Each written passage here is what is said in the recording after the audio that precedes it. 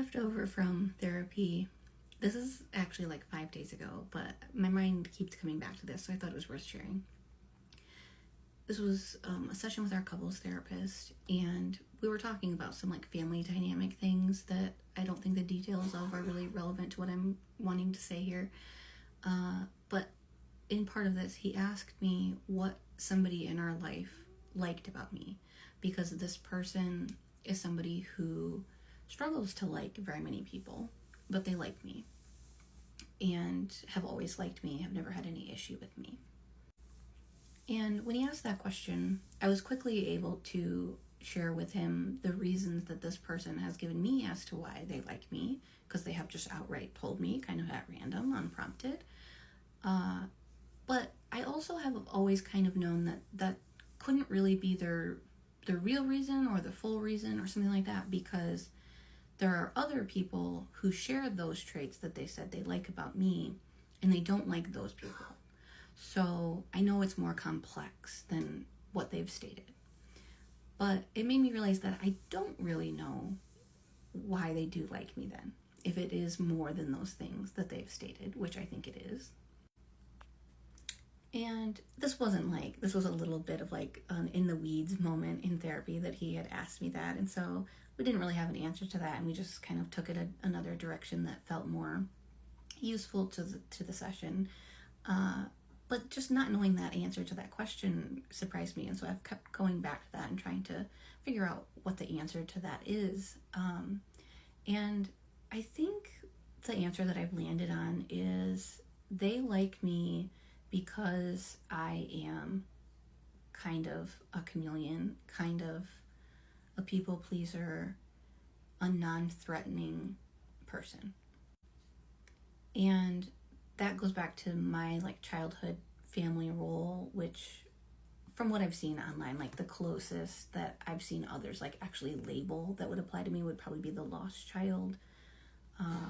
I would describe it as being like the wallflower, the one who doesn't rock the boat, being quiet in general, but especially like during conflict, just not getting involved in the conflict or the chaos or the drama or whatever it is, and often specifically trying to put out the fire, trying to avoid or de-escalate the conflict when I can, but if I can't, then just kind of going, everything's fine, it's fine, I'm not affected by this.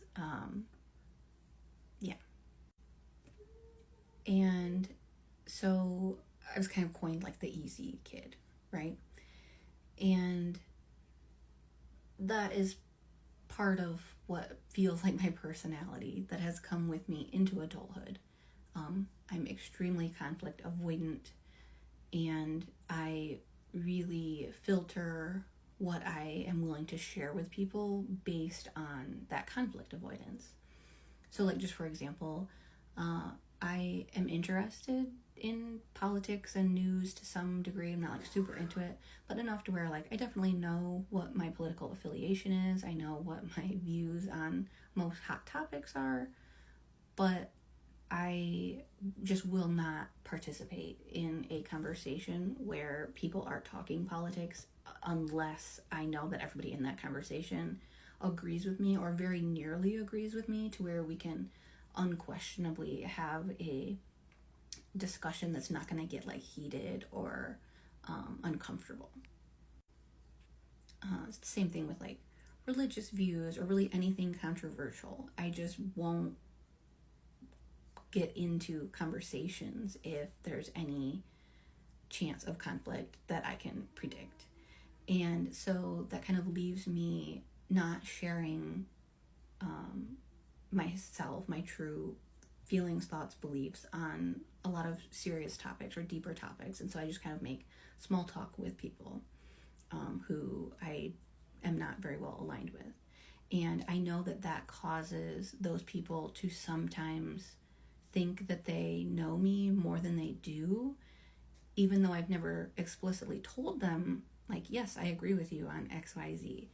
It's just the fact that I've never said I disagree with you on it. Like, some people will then just project themselves onto you if you haven't shared where you actually stand. And so I've known that some people do that to me for a long time, and this family member isn't somebody like that. They're somebody who is fairly well aligned with me, like politically and in terms of like spiritual beliefs and things like that. So I know that they don't seem to like make me into a person that I'm not. And so I think I just never really considered how my lost child, people pleaser, chameleonness may still impact that relationship. And I think that it has, in that they are easily threatened by people who they see as disagreeing with them.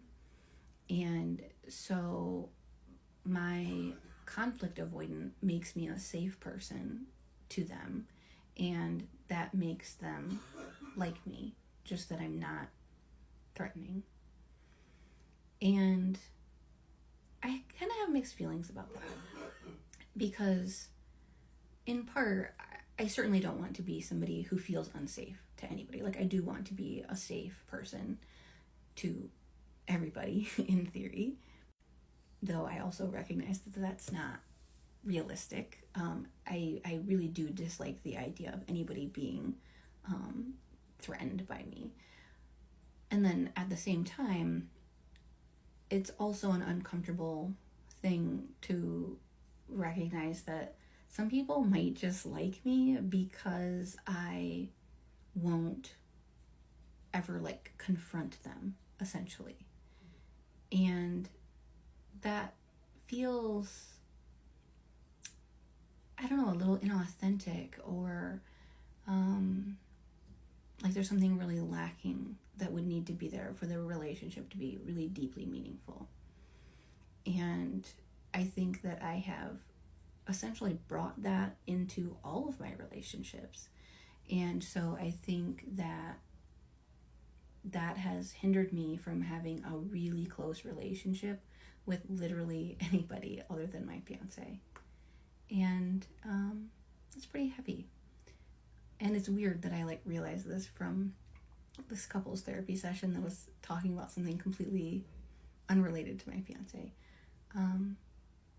But yeah, I guess I'm just kind of noticing the cost of some of my coping methods, and it's not pleasant, but it's a realization that I'm grateful to be having, because once I recognize it, maybe that helps me to do something about it.